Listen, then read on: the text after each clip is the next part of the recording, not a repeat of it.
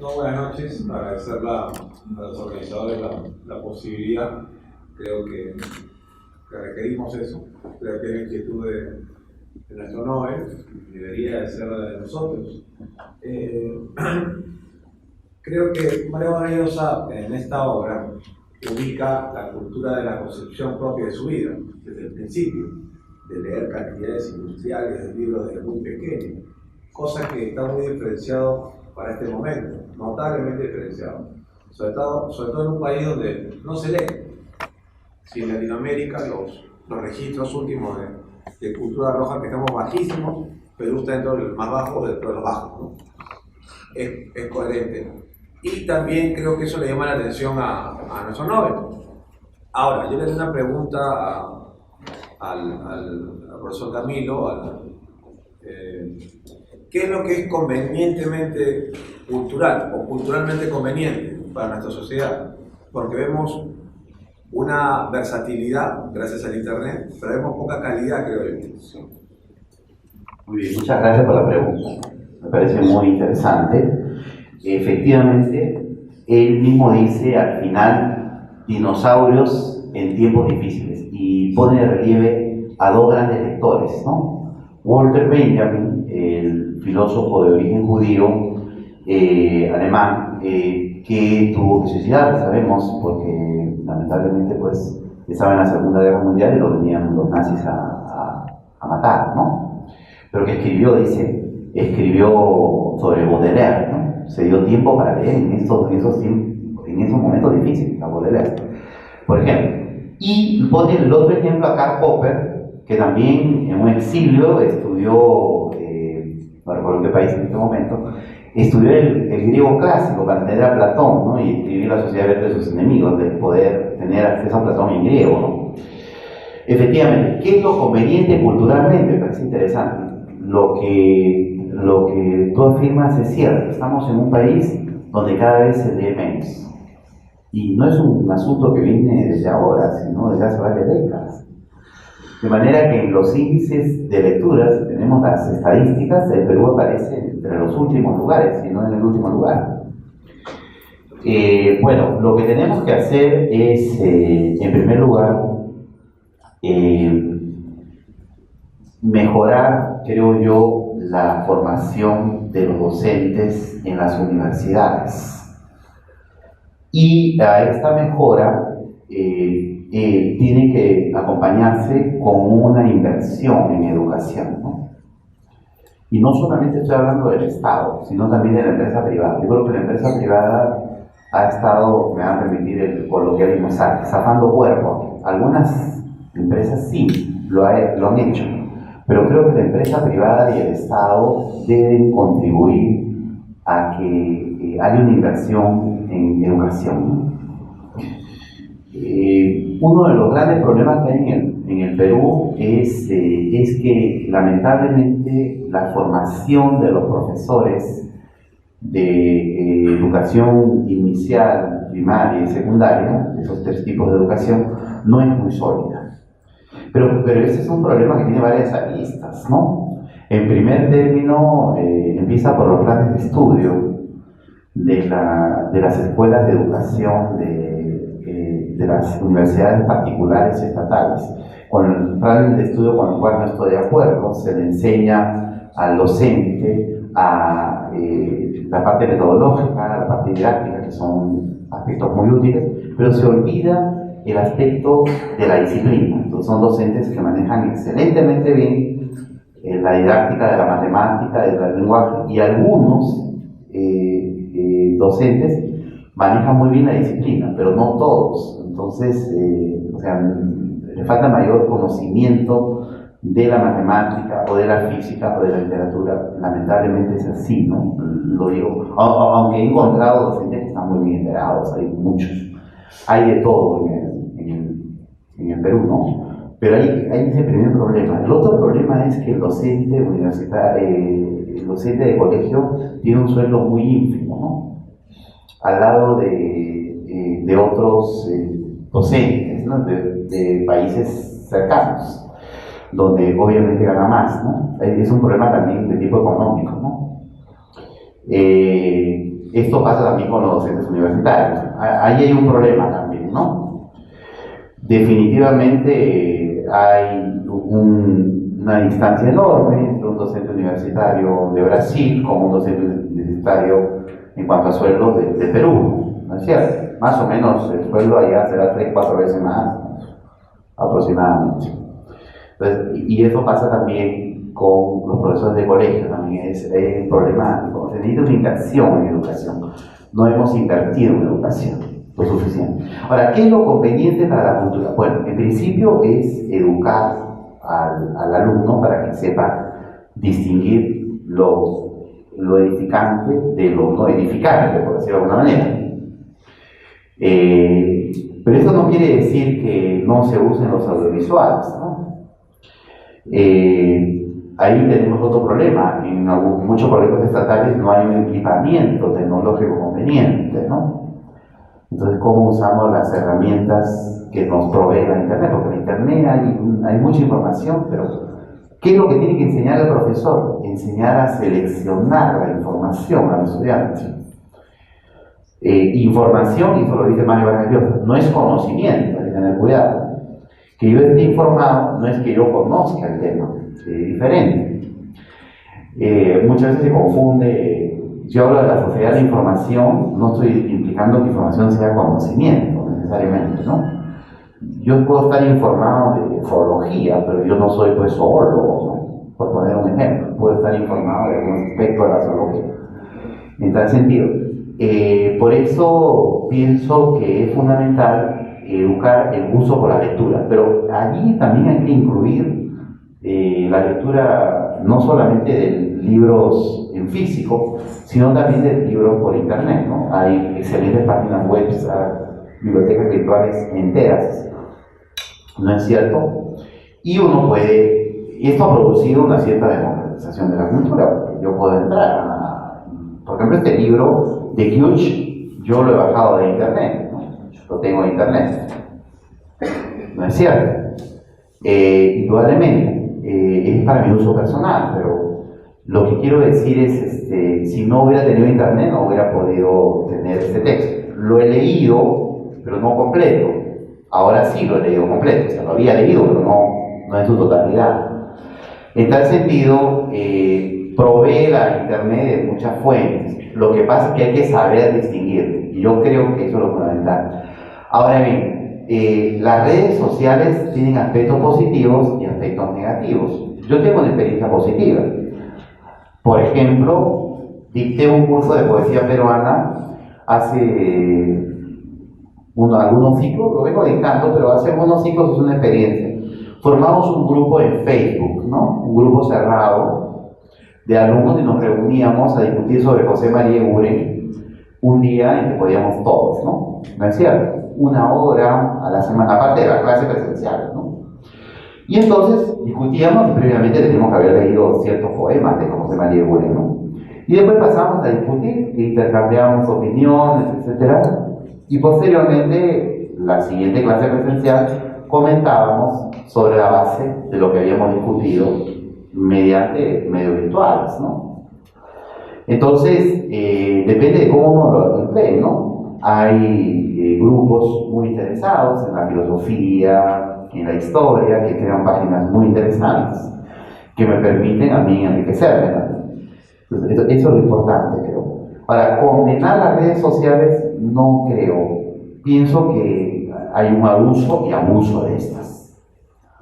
El lenguaje se usa en su contexto. En las redes sociales yo uso de una determinada manera cuando estoy en el chat y uso de otra forma cuando escribo un artículo académico y lo pongo en una página web. Depende del contexto. El contexto determina mi nivel, mi registro lingüístico, ¿no? No cabe duda. Sin caer en excesos, ¿no? ¿Alguna u otra pregunta? Primero, señor. Muchas gracias. Siempre felicitando a la Casa de la Literatura. Camilo, que he tenido que cruzar medio Lima para escucharte y apasionadamente. Soy un lector de Vargas Llosa, cosa que este ensayo no lo he leído, pero gracias a alguien de la Casa de la Literatura he podido empezar a leer las primeras hojas por internet. El detalle va de que Vargas Llosa ha escrito novelas eróticas, Las travesuras de la niña mala y otros tantos.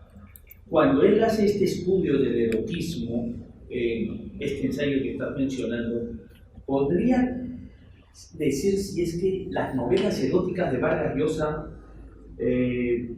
tienen mucho que reflexionar, tienen el nivel de El amante de Lady Chatterley, o ese nivel, o es más también del espectáculo, la literatura erótica de Vargas Llosa, que tiene varias y se conoce de él, ¿no? Esa era una inquietud. Muy interesante. Ahí tienen que ver con las preferencias personales. Olvidé mencionar algo que justamente Javier Ágreda me comunicó, el crítico de la República. El libro, me va a permitir esta aclaración antes de contestar la pregunta que se ha formulado.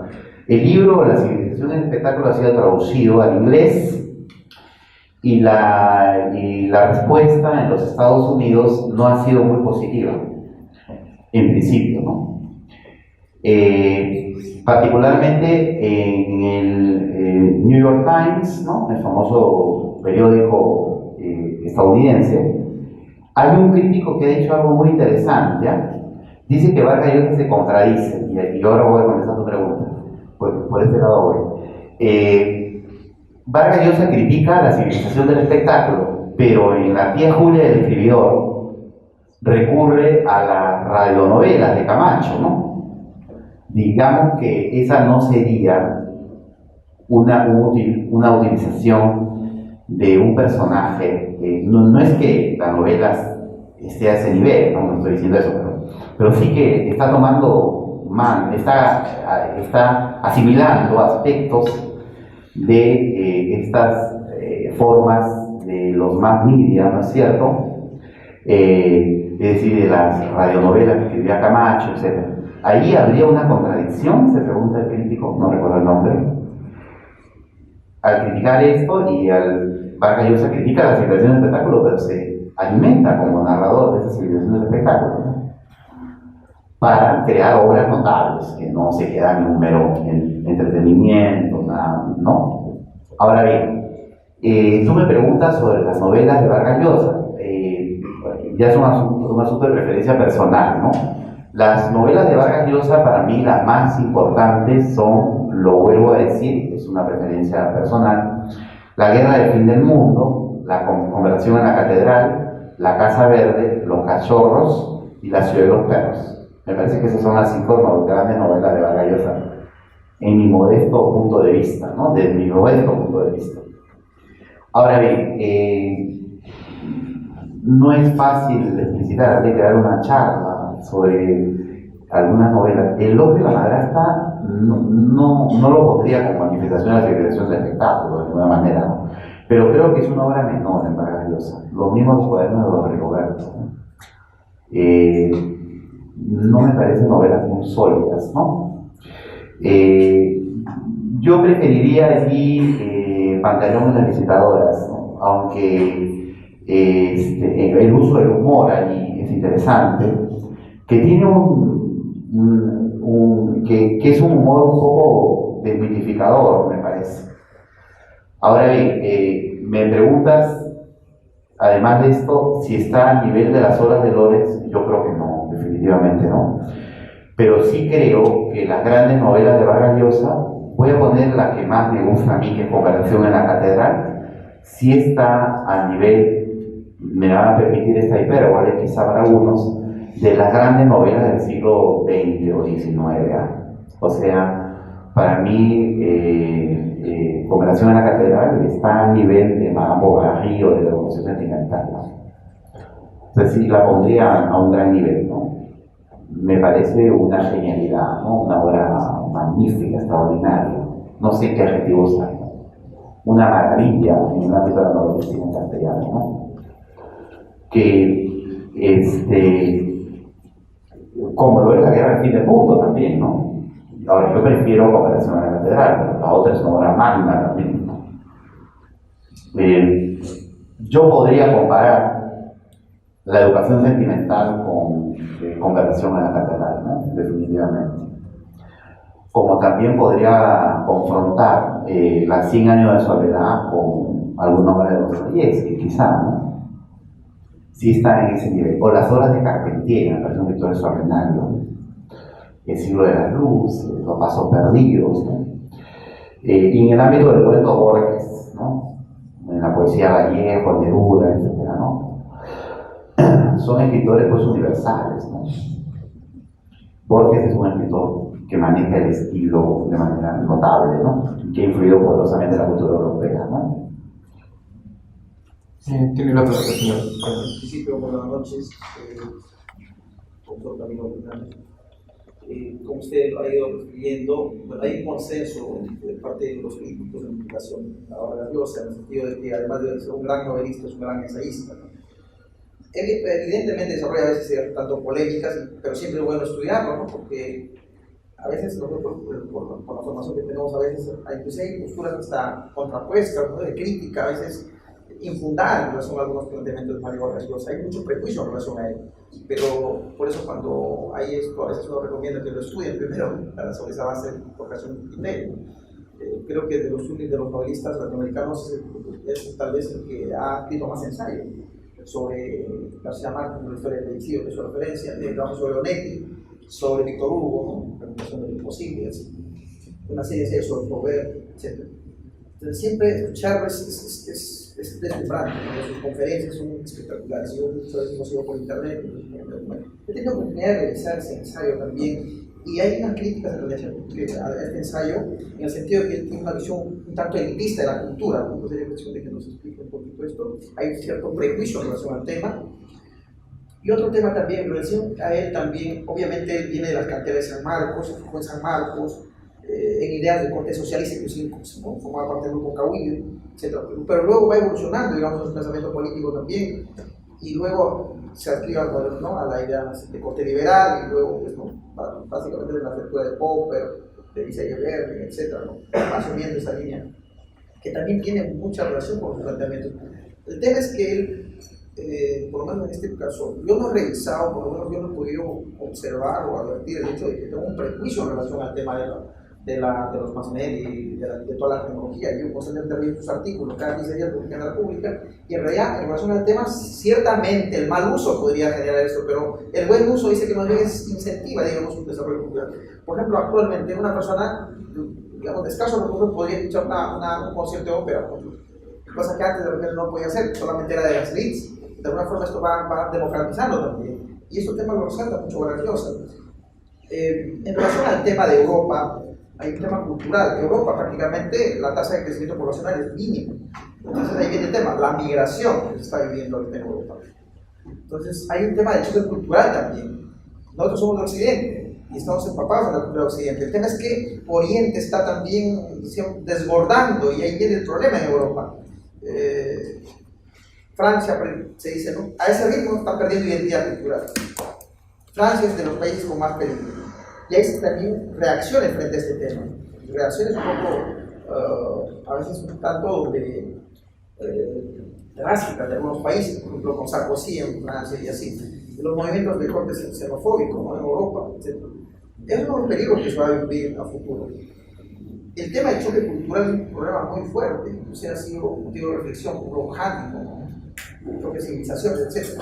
Y los riesgos que va a venir a futuro, no lo sé. Pero también pareciera que Vargas Llosa se pone en la hipótesis siguiente: si permitimos que esto, o sea, si permitimos que, digamos, desborden con sus tradiciones culturales, que muchas veces colisionan con los fundamentos de Occidente, ¿qué va a hacer de Occidente? Entonces yo creo que sí es legítimo que los estados democráticos de Occidente fijen ciertos parámetros. En ese sentido sí le daría la razón a Vargas Llosa, y prácticamente no, digamos, tendría cierta diferencia en relación al enfoque que usted tuvo, ¿no? Pero obviamente estamos para intercambiar criterios. Básicamente esto, ¿no? Y el hecho de que lamentablemente en todo el mundo, no solamente en Europa, hay un empobrecimiento cultural. ¿Qué hacer frente a esto, ¿no? O sea, son grandes retos. ¿Qué hacer? O ya es un tema ya, digamos, irreversible, ¿no? Serían los grandes retos y desafíos, ¿cierto? Sí. Muchas gracias por la pregunta y bienvenida a la discrepancia. La primera idea que a donde podría notar, 4 puntos. Es la idea de la visión elitista de la cultura. Yo creo que si Vargas Llosa, en algunos casos, en algunos ensayos, tiene una visión algo elitista de la cultura. Pero esto colisiona con obras como Pantaleón y la Visitadora, La tía Julia y el Escribidor, donde se alimenta de otros productos culturales que a veces niega en el ensayo, ¿no? Como productos válidos. Hemos puesto el caso de Camacho, que es un ejemplo de escribidor, ¿no? Y que él dice que yo quisiera ser como Camacho, ¿no? Que produce y produce y produce, ¿no? Como Diego Rivera pintaba tantos murales, él también produce tantos, ¿no? Tantos textos, radionovelas, etc., ¿no? Bien, yo creo que sí es una visión algo elitista. Creo que en este aspecto me parece que Vargas Llosa no tiene, quizá me equivoque, una formación antropológica muy sólida, a diferencia de Octavio Paz, donde sí había un manejo mayor de la antropología. Creo que el concepto que tiene de cultura es un poquito desfasado, en mi opinión, pero puede estar equivocado. La antropología actual ha puesto de relieve que el concepto de cultura hay un relativismo cultural, pero hay que ponerle un freno, ¿no? Como dije antes, tampoco no es que todo es relativo. Uno asesina y se está bien, ¿no? Tampoco no es así, ¿no? Ese es un primer aspecto. El otro punto es en cuanto a Internet. Efectivamente, no en todos los ensayos de Vargas Llosa tiene una visión negativa del Internet, ¿no? Lo que yo decía es que él afirma textualmente contra Volpi, me parece, no recuerdo, que había escrito un texto donde decía, caramba, el libro el digital va a ser mejor que el libro electrónico, el libro de papel, el libro digital va a ser mejor que el de papel. Vargas Llosa se lanza en contra de esta idea y él defiende el libro de papel, eso sí está un ensayo, decía desde el... Ahora, la Internet tiene sus aspectos positivos, ha democratizado la cultura y eso también lo reconoce Vargas Llosa, indudablemente. Pero en cuanto al libro de papel, él prefiere al libro digital, ¿no? Eso sí está consignado, a eso me refería en particular, el ebook frente al libro de papel. No es una preferencia de Vargas Llosa que tiene poca información, hay que entenderlo históricamente, en fin. En cuanto al choque cultural, hay que ver este punto, es efectivamente un choque cultural interesante. Sin embargo, Vargas Llosa está a favor de las migraciones. Tiene un famoso ensayo donde dice que las migraciones enriquecen un país. Eso es lo que él dice. Él afirma sobre los migrantes, tiene en El laberinto de la pasión 2 o 3 ensayos donde se va contra Eisenberger, que dice que la migración es peligrosa y dice Vargas Llosa la migración trae progreso para un país y que hay que abrir las puertas respetando la ley, no las normas legales. Hay que abrir las puertas a los migrantes, o sea, no le teme a la migración Vargas Llosa. Vargas Llosa está a favor de la migración porque dice que esos individuos traen progreso al país. En ese aspecto, efectivamente hay un choque cultural en Europa. Ahora, el tema de la identidad hay que tener cuidado un poco con el tema de la identidad. La identidad cultural no es única, siempre es plural, ¿no? Los últimos estudios antropológicos han demostrado que no se puede entender la identidad cultural como una unidad, sino siempre es una pluralidad. Nunca hay una persona perteneciente a una sola cultura. Eso es imposible. El Vargas Llosa también lo dice. Y siempre hay interacción cultural, no vivimos en una isla, es muy difícil. Puede haber algunos ejemplos, pero en general nos relacionamos con otras personas y nos damos cuenta de manera inconsciente, asimilamos aspectos de la otra persona. Ejemplo, yo viajo a España, sigo hablando con mis costumbres peruanas, etcétera, latinoamericanas, pero comienzo de repente a tener una entonación española al hablar, quizá, sin darme cuenta, porque estoy asimilando la forma de hablar de las otras personas. Es así, somos seres humanos y estamos en constante proceso de socialización. El choque cultural es fuerte, lo he sentido, me permiten este paréntesis personal, he viajado a Francia varias veces, a España, a Italia, en París hay un choque cultural muy fuerte, ¿no? ¿No es cierto? Pero a veces hay la idea de que este choque cultural puede justificar posturas racistas, también hay que tener cuidado con esto. Yo creo en la identidad como una pluralidad, ¿no?, de aspectos. No creo en una identidad romántica, unitaria, no. En tal sentido, se forja a partir de una pluralidad de elementos de diversas culturas, ¿no? Entonces, el choque cultural es un problema complejo, definitivamente en Europa, ¿no? No es fácil. Por eso decía, la necesidad del diálogo intercultural es muy importante, definitivamente, ¿no? Ahora, en cuanto al empobrecimiento cultural, sí, efectivamente, habría que tener cuidado porque el concepto de cultura no es solo sinónimo de cultura letrada, ¿no? Pero definitivamente cada vez leemos menos, ¿no? Sea de manera digital, libros me refiero, y por ejemplo, textos de papel, ¿no? Por decirlo de alguna manera. Y hay que definitivamente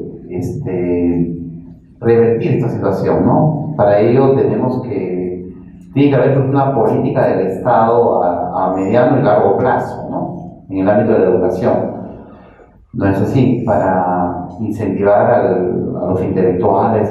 Recuerdo que en varios países, en México, por ejemplo, en Argentina, en su buena época, se pusieron a traducir, ¿no? A autores clásicos.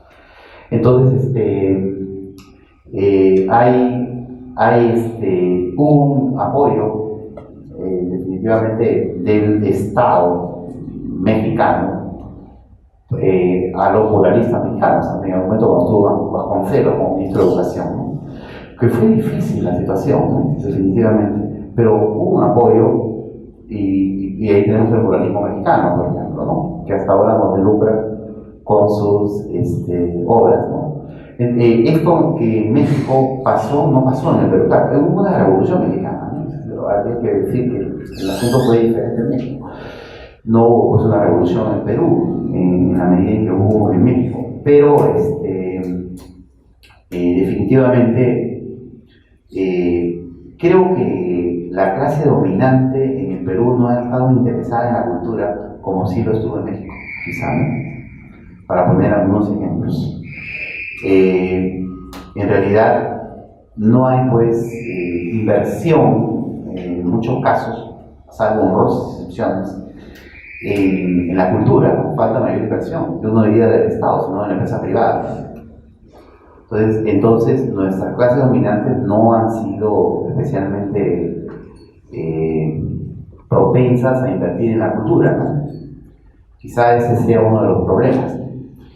En fin, pero es un empobrecimiento cultural bastante preocupante de todas maneras. Una última pregunta, si tuviera. Al fondo, señorita.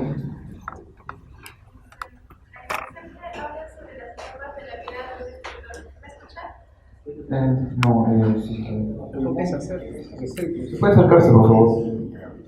Está bien, de pie. Siempre hablas sobre las etapas de la vida de algunos escritores, cómo van cambiando de opinión. Y quería preguntarle si a usted le parece de que Mario Vargas Llosa, en la medida en que se ha estado haciendo más conocido y más, más vendidos sus libros, y encima con el Nobel, si es que usted ve que ha habido un cambio y eso del etnocentrismo, si es que antes no se veía tan revelado en sus libros.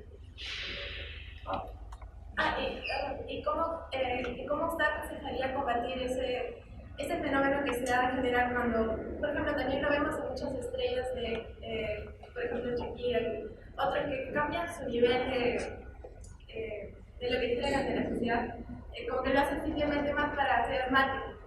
¿Qué usted aconsejaría para eso? Muchas gracias por la pregunta. En relación con Vargas Llosa, indudablemente que en su obra ensayística hay dos grandes periodos, ¿no? Un primer periodo que es de sus inicios y que va hasta, yo diría, mediados de los años 70, poco antes quizá, desde los años 50 hasta mediados de los años 70, donde básicamente era un intelectual algo cercano a la ideología socialista, pero sobre todo influido por Jean-Paul Sartre, ¿no? El autor de ¿para qué es la literatura? Por situaciones, ¿no? ¿Para qué sirve la literatura? Se preguntaba ahí, ¿no? En fin, el filósofo francés Jean-Paul Sartre. y que planteaba la noción del compromiso del escritor. El escritor, según Sartre, tiene que comprometerse, ¿no? Luchar contra la pobreza, contra la desigualdad, contra la injusticia. Y allí, sin duda, había una influencia del marxismo. Y una segunda etapa que empieza más o menos a mediados de los años 70, con la publicación de un texto, Albert Camus y la moral de los límites, donde básicamente Vargas Llosa abandona a Sartre y abriga las ideas de Albert Camus, la idea de la moral de los límites, y la idea de que el opositor pueda tener la razón, la idea del diálogo democrático. En tal sentido, el reconocimiento del otro, etcétera, desde el punto de vista de una discusión en términos políticos, por ejemplo, no la imposición autoritaria. En tal sentido, Vargas Llosa comienza a acercarse a los pensadores del liberalismo, entre los cuales hay que mencionar, como bien se dijo aquí, a Popper, Karl Popper, Isaiah Berlin y a Friedrich Hayek, ¿no? Que son los tres grandes pensadores que, desde el punto de vista político, entre otros, han influido en la carrera, en la trayectoria de Mario Vargas Llosa, ¿no? Indudablemente. Entonces, yo mencionaría esas dos etapas, ¿no? Y en el mundo actual, él es un pensador que defiende el liberalismo y está en contra de ciertas dictaduras, como por ejemplo la de Cuba, por poner un ejemplo, Corea del Norte, entre otras, ¿no? Y considera que, si bien la economía de China es una economía abierta, el régimen político es autoritario, ¿no? Y ve ahí una contradicción siguiendo a Hayek, ¿no? Porque según Hayek, Popper, en fin, el sistema, la sociedad abierta tenía que respetar el sistema democrático, ¿no? Definitivamente. Y también el modo de producción, o sea, la economía abierta tiene que respetar la organización política democrática, ¿no? El sistema democrático. En cuanto al etnocentrismo, ¿cómo combatir el etnocentrismo? Bueno, hay que escuchar al otro, ¿no? Como decía Gadamer, ¿no? Escuchar la voz del otro. No acallar al otro, sino escucharlo, ¿no? Por ejemplo, yo tengo la posibilidad de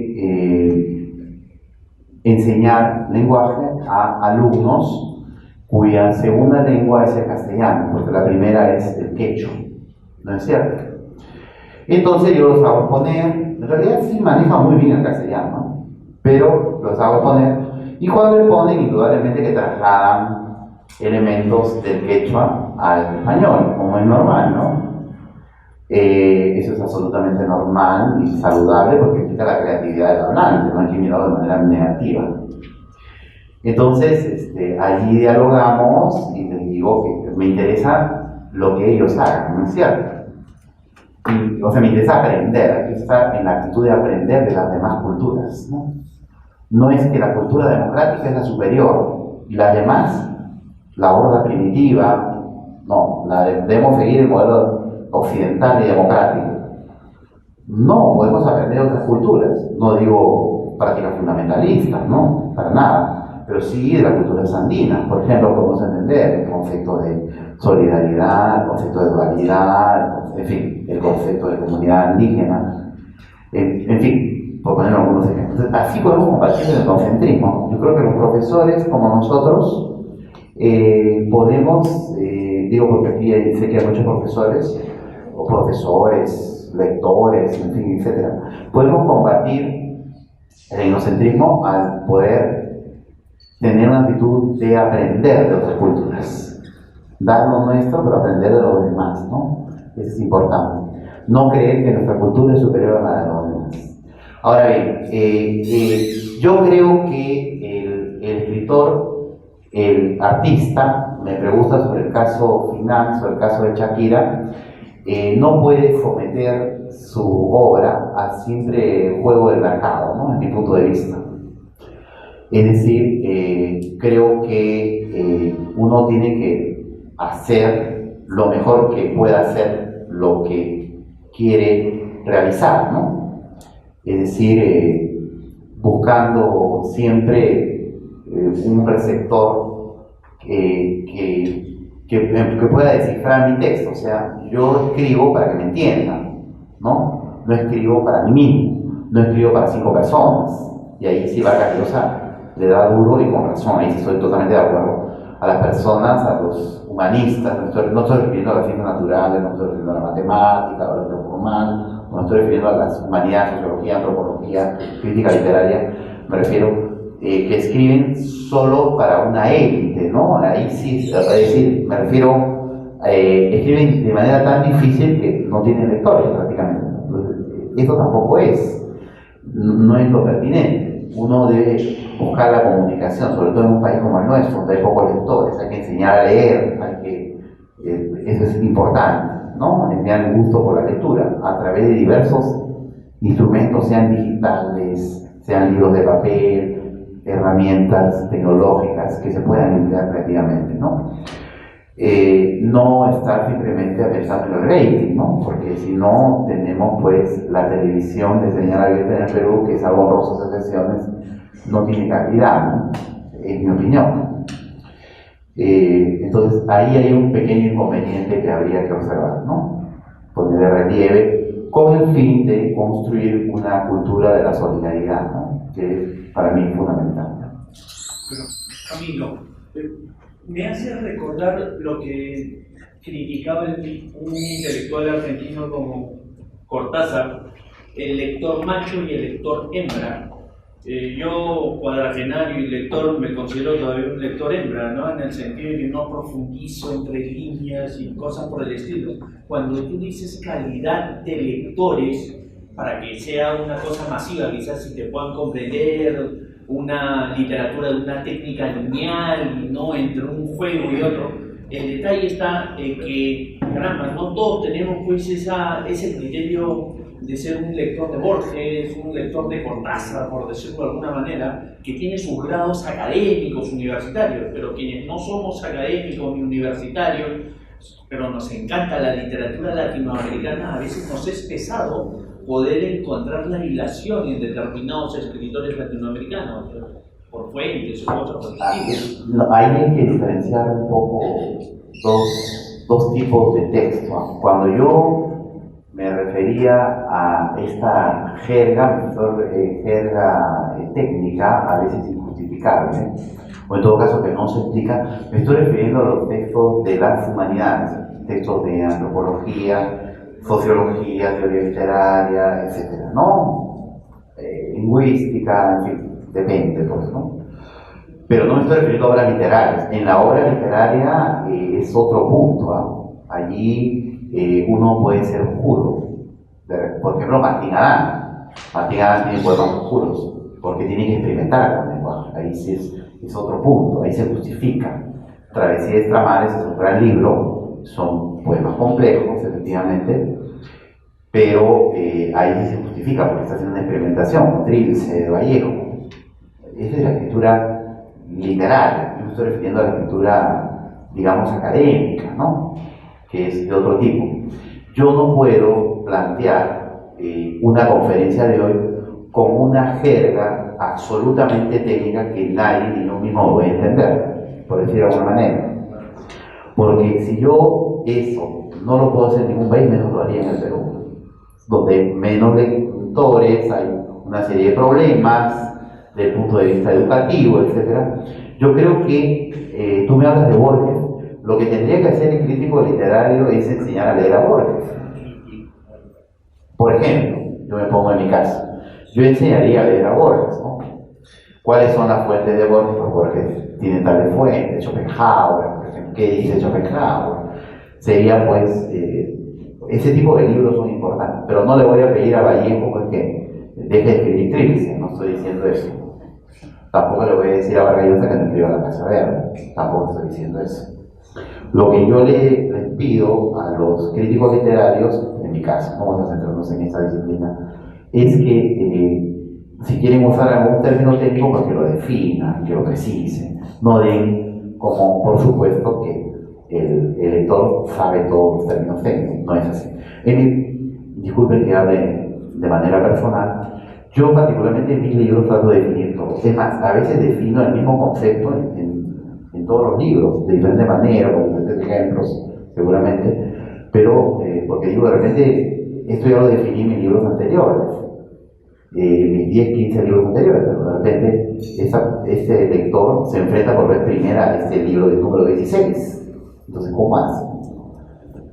Trato de definir lo que más pueda, ¿no? En todo caso, esa es mi tentativa, ¿no? Yo estoy contra la crítica oscurantista, particularmente, y ahí sí estoy de acuerdo con Vargas Llosa, al 100%.